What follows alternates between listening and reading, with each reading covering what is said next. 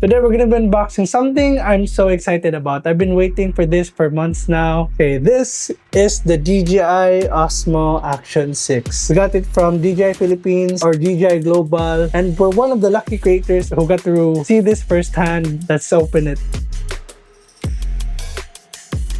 Their macro lens, dual direct mini extension rod, dual direction 360 wrist wrap, flat adhesive, dual direction quick release. I think I'm gonna attach this to my motorcycle. And lastly, the FOV boost lens. I've been looking for this for quite some time now. I tried requesting last year for this, but I think they didn't have any stock for Philippines.